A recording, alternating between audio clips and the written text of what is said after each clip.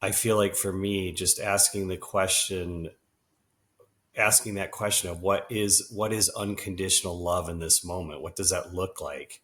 And oftentimes it doesn't always look like the easy thing.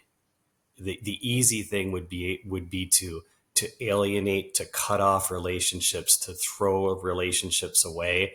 That's the easy thing. And I've talked about this in meetings. The hard thing is to stay in a place of unconditional love and hold what I call the middle ground or the middle road, which is preferring something different than what might be coming my way, but also understanding that sometimes what's coming my way isn't okay. But being able to entertain those things and still be able to show up with unconditional love and give that as a gift to those around me. And that's my goal. I certainly don't do it perfect. I want to do it better. And part of the way I learn to do that better is through the 12 steps.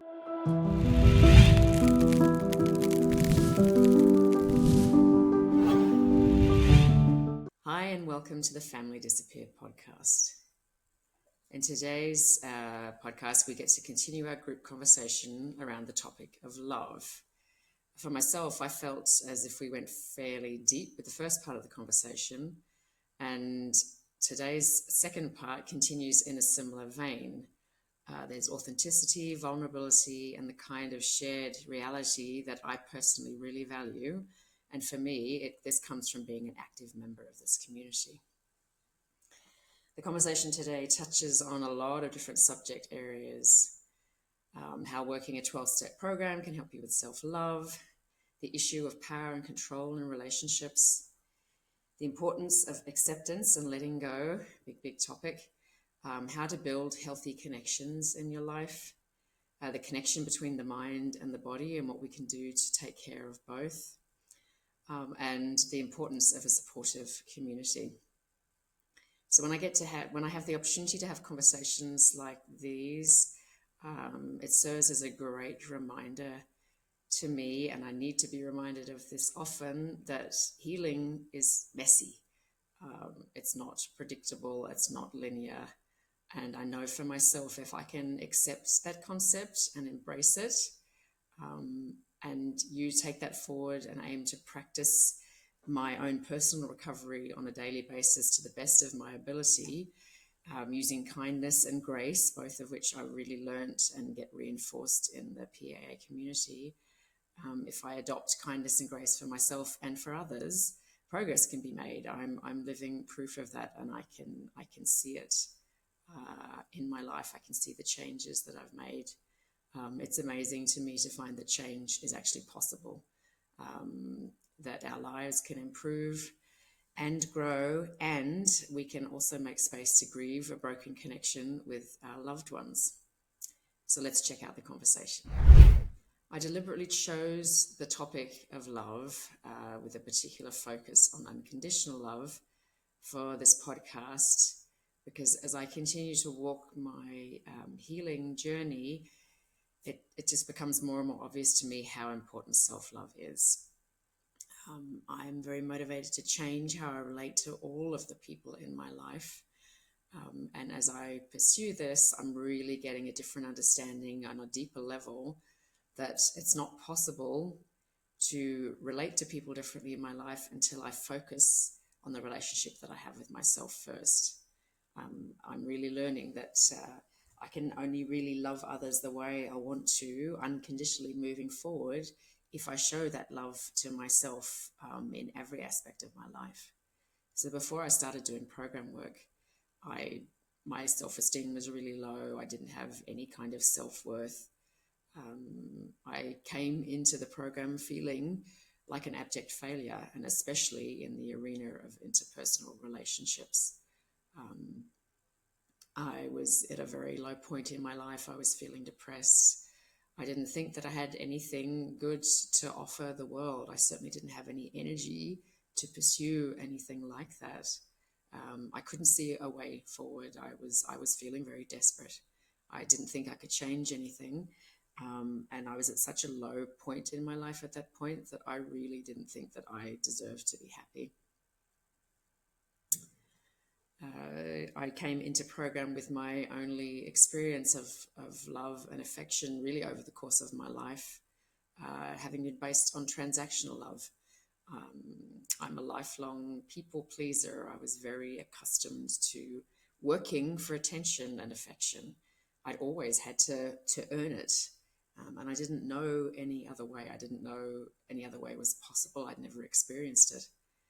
So, in this particular conversation that we had last week and that we're having today, we refer a lot to the 12-step program that Parental Alienation Anonymous offers. And in this particular group, we're all members of that community.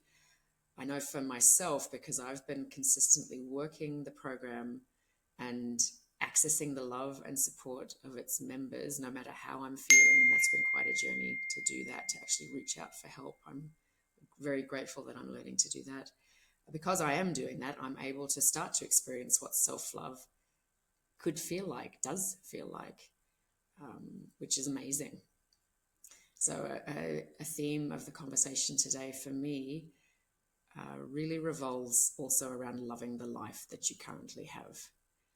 Because I find the more that I do the work, the more I have deep conversations like these, the more I am able to love myself and the life I have now, despite the fact that my kids aren't in it. This is a huge perspective shift for me from when I started the journey. My hope for today is that this conversation around love touches you. Hopefully it makes you curious to explore a little bit more, and really that it gives you hope for a change in your own healing journey. The last little piece that you shared made me feel like it's a real act of self-love on your part to accept that love and to allow yourself in and to be vulnerable. And the follow-on to that was, do you feel like program has helped you learn to love yourself unconditionally? If you take your kids out of the equation, your parents out of the equation, your ex-husband out of the equation. Well, absolutely, because I'm learning that um, I have no power over anything that has occurred in my life. I may have thought that I was in control of all that was happening in my relationships, but I've learned in step one, I have no power except myself and how I show up and how I react to situations. And that's what I'm working on. And I'm in a pod with 5 other people. And I think we just finished step one. And it took almost 4 months. And when we started, I was like, oh, well, we'll be done in 6 weeks with 12 steps. But I love it. I could stay on step one forever and start all over again, but I'm excited that we're heading into step two. It's really been a process of transforming the group that was so initially awkward, and now we're all conversing with each other and sharing, and it's great. It's a great thing to be in PAA. It's beautiful to hear that the connection and the community support. I couldn't, speaking for myself, I wouldn't be where I am today without the support of the community and having those conversations. That allows me to slow down and not think, okay, in 6 weeks time I'll be done and I get the certificate and I get the gold star and then I'm good to go. I've had so many people along this journey, and I'm still a newcomer, that remind me about being kind to myself, gentle with myself, and not be desperately grasping for answers and solutions. And when I step into my daily life with that as my background, my life is more peaceful and more joyful. And when things are difficult and challenging, and they are, and the emotions are very challenging, if I come to it from that space, I'm better able to handle that, and I don't go off the deep end, and my nervous system doesn't become upregulated. I was thinking, listening to the conversations, and I'm very grateful for the vulnerability and the courage. And I'm thinking about my own answer to that particular question. And I am learning to love myself in recovery. I have a much better relationship with myself. But it's really not something I'm accustomed to. I'm not used to being liked or loved for who I am, I'm used to being loved for what I do. And that speaks to the transactional piece, right? So I can intellectually, I know that I'm loving myself in a different way, but I still don't entirely always know how to receive that. And it can feel awkward. And I know I have trust issues because of my past experiences. And a big part of that trust, as I was thinking about this question too, is that I don't trust something that I don't have to work for, because I've always had to work for it and to earn it. And if I'm just accepted for who I am and loved for who I am, that feels really awkward. But if I extend that thought process, well, for my kids, because it's a big example, I do love them for who they are, and I want to be able to love myself the same way. And I want them to be able to practice that in their journey going forward. And so it's part of me. I speak in program meetings often about, I feel like they're walking a recovery path with me.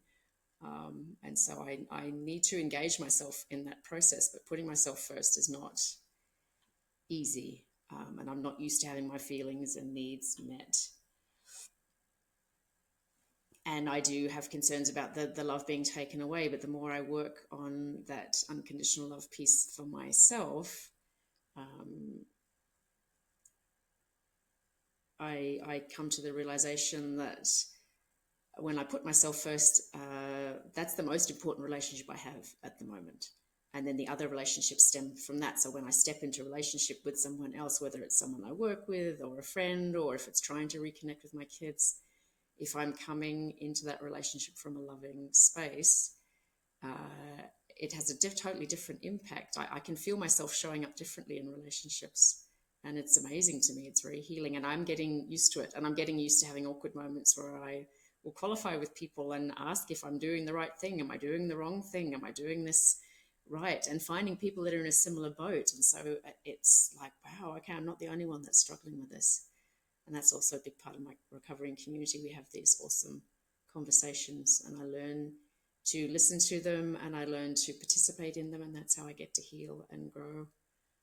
So how do you allow and encourage yourself to lean into unconditional love? What recovery tools do you use? And Lawrence, would you like to go ahead and answer that one first? Another great question, deep and has so many nuances, but the stuff that really comes up for me and listening to everyone else is this isn't linear. When I first got here, I was really sick and crazy and I wanted to get some relief. I gave myself 7 days and I figured I was going to get better. And that's kind of like a linear idea. I'm going to get okay and then everything's going to be okay.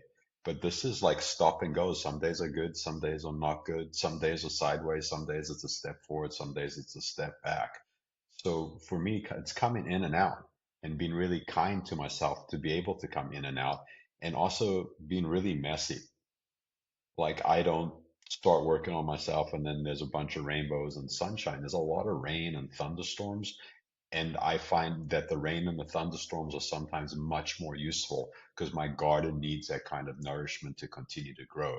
If I'm just pretending and just staying in the sun and thinking that everything's going to be okay in loving or in working with transactional love or unconditional love, I'm just perpetuating the problem because this is all the shades of the rainbow, and all the shades of the rainbow are incredibly healing, including the thunderstorm. So that's what I have. Thanks. Thank you, Lawrence. How about you, Stephen? How do you lean into unconditional love? Yeah, that's a great, really, really good question, and that's the one I had to think think the most about. Um, I think the way I lean into it is one simple word: acceptance. And the 12 steps have taught me. There's other things that I've done in my life that have taught me about acceptance too, but the 12 steps written throughout all of the 12 steps is the idea of acceptance. And so for me, when I have in the past been uncomfortable with somebody showing me unconditional love. It feels uncomfortable for me sometimes because I'm not used to it. That there's just no string attached. There's not something expected in return. But as I've learned to be more in acceptance of what is, and that's what's happening at any given time, and that it's all unfolding according to God's plan, and in my life, God, higher power, for others. Um, that gives me this peace that whatever's happening at the moment is okay. And sometimes it's not unconditional love. Like, I don't have unconditional love for my kid, two of my children right now. It's very conditional, or part of it's conditional. And that's okay. I can accept that that's where it is, but that doesn't change that I can't continue to show up giving unconditional love. And so that's where my acceptance of what is, but also recognizing that with that acceptance comes the choice that I get to do what I want. And I want to show up giving unconditional love to my friends and family and people around me. And so that's how I lean into it, with acceptance of wherever it is right now, whether, as Lawrence mentioned, whether it looks really ugly and rainy and nasty, or whether it looks really unicornish and rainbows and roses and flowers and all that stuff. It doesn't matter. It's all part of where it's supposed to be. So thank you. I love that. Thank you. Yeah, acceptance is a big part of my journey too. How about you, Mary? How are you finding, or what recovery tools do you use to help you embrace the idea of unconditional love?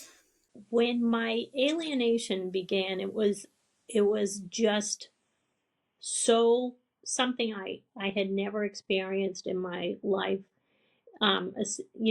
Alienation from um, a family member or a friend, is one thing, but alienation from your child was just something I couldn't even grasp.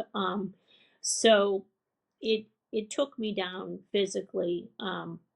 I ended up with an undiagnosed autoimmune inflammatory disease that we're still working on.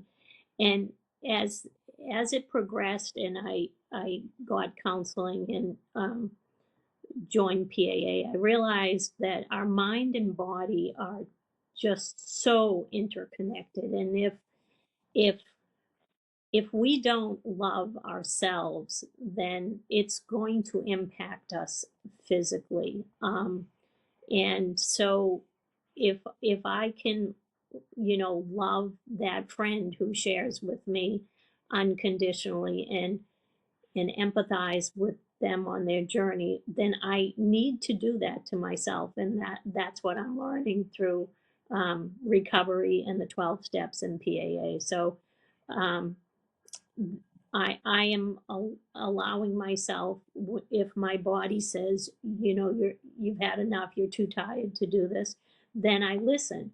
That was never the way I was brought up. It was always do, go, go, go at your own expense. So that's how I'm learning unconditional love for myself, is listening to myself, and giving myself the time I need, if that's what I need to step away from, uh, the chaos of life. Thank you for sharing that, Mary. It reminds me of the transactional love piece. I'm so used to being a human doing, and in recovery I get to be a human being, and it's about slowing down, it's about looking after myself, and that is in unconditional love for ourselves, and I get to actually practice it rather than intellectualize it. I'm walking the walk, which is a big change for me too. Julie, how about you? How does that what comes up for you around that question? I mean, I think most things go back to step one of just letting go. Um, it was a year ago that I had my son for Mother's Day brunch, and it was like our first time together after 6 months apart. And we went to a fancy club, and he was wearing like an old t-shirt and athletic pants and my husband's old tennis shoes. I don't know why. That's what he was wearing. And there was part of me that was just like, oh, I'm so embarrassed. And what does this say about me as a mom? And and I had to let go of that and just, who cares? And they one of the things they say in the program is, what other people think about you is none of your business. And I had to really wear that. And then he was embarrassed because he looked around and saw other kids from his school who were in, blue blazers and khaki pants, and he was embarrassed, and I said, "Just hold your head up high and keep going." And I think I just have to follow that advice for myself, that you know when I first got divorced from my ex-husband, and he's an opioid addict, and I felt like, well, what does it say about me that I was married to an opioid addict, and what do people think about me? And and some people don't think highly of that. That's their problem, because that's just my story. I can't change that. And I struggled with what it's like to be a divorcee. And I do think there were parents at school that kept me away from the group of other parents because they didn't want this single mom, you know, part of their group, because I got divorced when my son was 2. So I was like one of the first families to have to come from divorce. And it was definitely like I was carrying something contagious that might catch.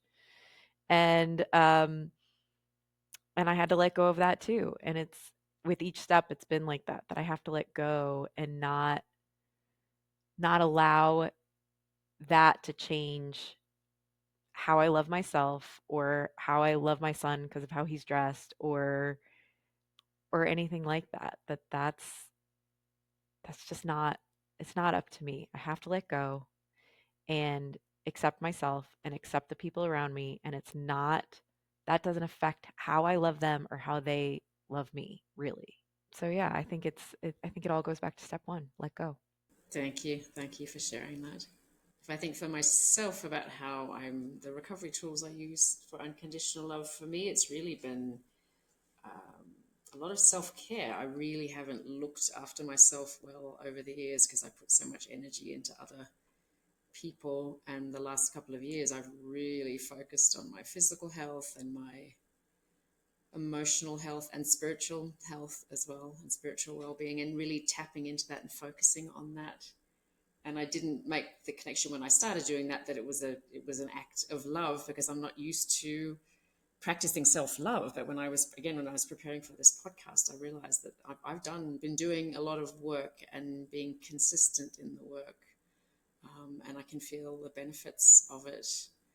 um, and it's a beautiful thing. I didn't When I came into program, I didn't think that I would be learning how to look after myself. It's the last thing that was on my mind.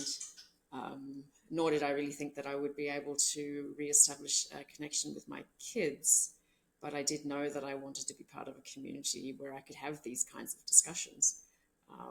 And so my expectations were really, really minimal, but the way I've been able to expand myself and my life and my connections and my choices and my options in doing program work is off the charts for me. It's expansion instead of contraction is a really interesting part of my recovery journey. And I know when I'm in meetings too, people will talk about the recovery work being a way to find out how to empower yourself and give you a sense of agency. At the beginning, I didn't understand what that meant. Now I'm starting to get it and starting to practice it. And the self-care piece and the embracing the unconditional love piece is a big, big, big part of that. And it's great to have these conversations and listen to people reflect on their own journeys, and again have that shared reality and listen to different points of view. Okay, so we have touched on a lot of topics, a lot of deeper stuff, a lot of stuff that might take you into different kind of spaces and then also stir up some other feelings. So I'd just like to go around the group and see if there's anything that's come up as you've been talking, as you've been listening, that you would like to share on the podcast and share with community. Stephen, how about you? Is there anything, any reflection you would like to give back? Any questions you'd like to put? Yeah, I think, for me, I guess a big reflection along the lines of what we've been talking about today is I want to model and show up with unconditional love towards everybody in my life, my primary relationship, my children, my friends, people in PA program, people at work, my patients. I don't do it perfectly, but it's a goal that I strive for. And I've had people tell me, and I'm in some other forums on parental alienation and estrangement, and I hear people talking about, well, I just, I need to, I just need to cut off the kids or do this or do that. And those kind of things, I understand setting proper boundaries so that I'm not allowing someone to abuse myself in a way, or treat myself in a way that I wouldn't allow myself to be treated. But much of what we deal with is not in that category. And I remember I was, thinking about interactions with, like, do I support them during college? Do I not support them? Um, how do I show up for them? How do I show up for my friends and family? And I feel like for me, just asking that question of what is unconditional love in this moment? What does that look like? And oftentimes it doesn't always look like the easy thing. The easy thing would be to alienate, to cut off relationships, to throw relationships away. That's the easy thing. And I've talked about this in meetings. The hard thing is to stay in a place of unconditional love and hold what I call the middle ground, or the middle road, which is preferring something different than what might be coming my way, but also understanding that sometimes what's coming my way isn't okay, but being able to entertain those things and still be able to show up with unconditional love and give that as a gift to those around me. And that's my goal. I certainly don't do it perfect. I want to do it better, and part of the way I learned to do that better is through the 12 steps. And I'm just so grateful for them, and for my faith, the faith part of my life as well, which is a big part of that. But yeah, that's my big thing on unconditional love. I think that's my thoughts on it in kind of wrap up form. Thank you, Stephen. How about you, Mary? Do you have any last reflections, last questions, comments? When I attend PAA meetings, or I'm in counseling, or or or listening to things, I like to take notes.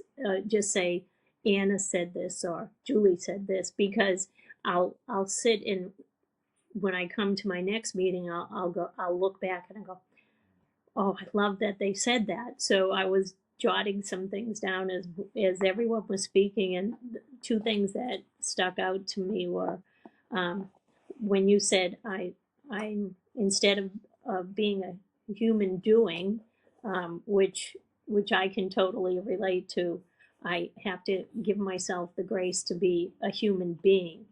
And that means listening to myself, when I need to rest, and when I need to, uh, pull myself out of a social event or whatever. So I'm learning to listen and be the human being, not the human doing. And then, I've heard this before, but I love when Julie said, "What other people think of you is none of your business," and it's so true. And I guess that could apply to alienation. If my youngest has alienated me because I wasn't the mother that she wanted me to be, well, then that's her opinion, and it's none of my business.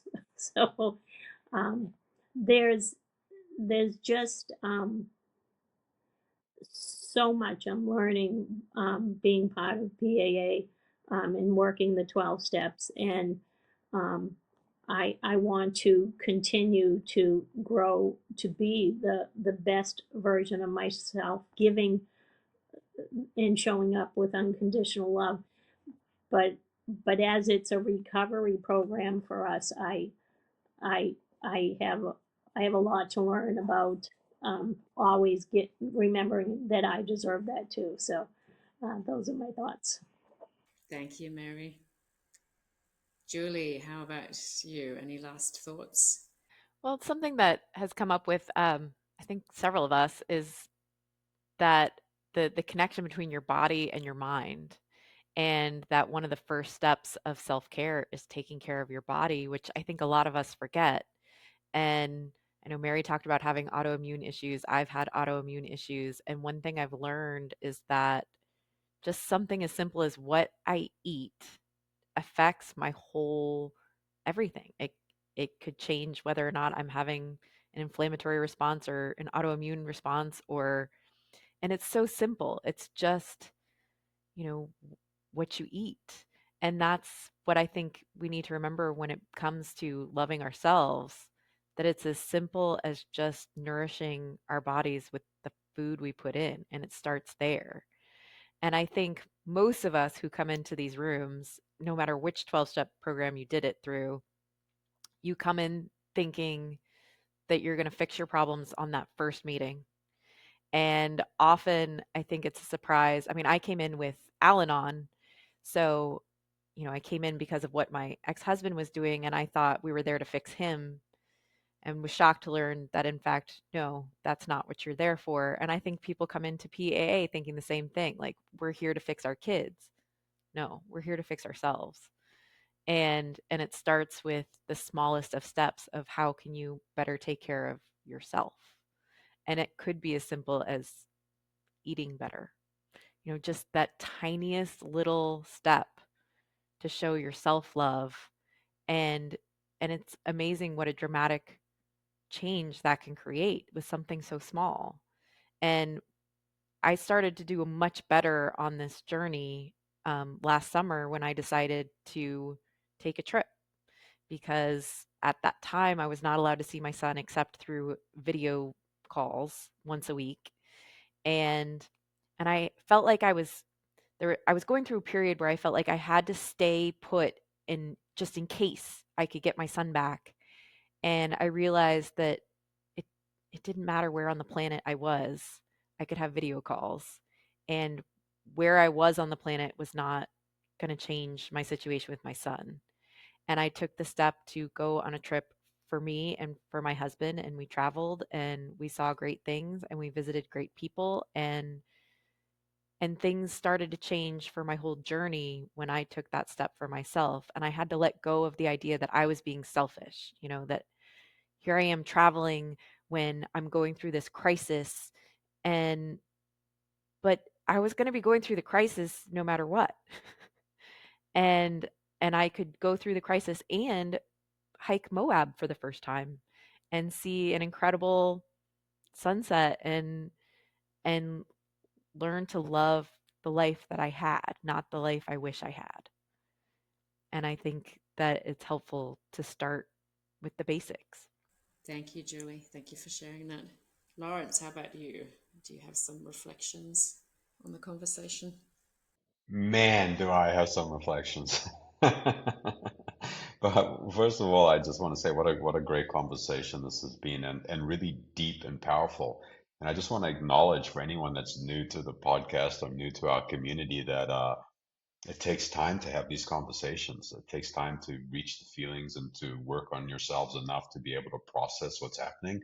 And I know for me initially coming in, like I was just a hot mess and I just didn't want to die and I didn't care about you, and having these conversations was not necessary. It wasn't a priority and it wasn't even on my radar. So I just want to acknowledge this is so powerful what we're talking about today, and it's for me it's been a really really really slow process. And what's alive for me is when I first got here, like I wanted my kids to love me, and if my kids loved me, then everything would be okay. Or I wanted work to go well, and if work went well, everything was okay, and all these different things. And it was this really black and white thinking, which ties back into the transactional and the unconditional. Like there was no space for the different colors of the rainbow. And what I've learned through program and doing other spiritual discovery and working on myself, that it's both and not either or, right? Like my kid doesn't like me and I love them, or whatever it is. Like there's so many different things happening, and it doesn't just have to be the way that I was raised, where you're good or you're bad. You did the right thing, you did the wrong thing. You know what I mean? the sky's blue, the sky's white. Maybe there's a different shade of something from a reflection, and that's really what recovery looks like, and that's really what I'm hearing in everyone's conversations is instead of having this really limiting belief system and this huge contraction, that there is so much space for creativity and reframing our lives and our spaces and how we communicate with everyone in our lives, including ourselves. And that's really what I find alive for me is just the possibilities are endless and spacious as long as I'm working on myself and staying in my own lane. As soon as I start getting in my kids' lane and wanting to control what direction they take or what bike they ride or, which bus they're going on, like everything falls apart. Everything falls apart because one more time I'm outside of myself trying to control something that's none of my business. You know what I mean? And yeah, and Stephen had mentioned acceptance before, and acceptance is really me staying in a place of where I'm taking care of myself and I'm welcoming the no. I'm welcoming the you're a bad dad. I'm welcoming you're not a great person, but I'm also welcoming I love you and you're an incredible dad and you're an incredible person. There's space for everything. And I'll just finish with the other thing that came up for me is as I do this recovery work and as we have these deeper conversations and as I work on boundaries, I'm able to say things in a different way to take care of myself than I was when I first got here. When I first got here, I'm like, hey, don't talk to me that way. That's not a cool way to talk to your father. And now I can say, oh, wow, it sounds like you're really upset with me. And yeah, I'm spotty upset with me too. And that kind of hurts too. Both are true. And that's really what recovery looks like. And it's taken a long time. And the 12-step meetings have been incredible and have saved my life in so many different ways. And I got to do the work. No one's going to do it for me, and it's not an easy path. It's probably a more complicated and a harder path to actually show up for myself, and I love that I do. And some days, you know what I mean, I go watch TV. You know what I mean, I just have a nice Netflix day with myself. So I just want to say that too. And thanks for all the questions, Anna. Thank you for sharing that, Lawrence. I think what's coming up for me is the amount of hope that I've got from program and the hope I'm feeling it this morning. I feel it every time I go to a meeting, every time I'm involved in the community, because my showing up and doing this podcast, I had anxiety around it, but it was an act of self-love to show up for myself, telling myself I'm showing up for community, I'm showing up for my kids, I'm doing all of those things, I'm opening up the conversation, and I'm feeling the love from everybody in the room and the love that they have for themselves. And I really am learning and really appreciating and acknowledging that when the conversation is done, depending on how it leaves you feeling, and hopefully you feel energized and you feel love, you get to carry that through in your day. So whoever you're interacting with, whatever you're doing, I love the power of that, because when I came into program and everything felt grey and not grey, black and desperate and dire, we are able to improve and grow and heal when we do the work, and then that energy spreads, and that's contagious, and I love that.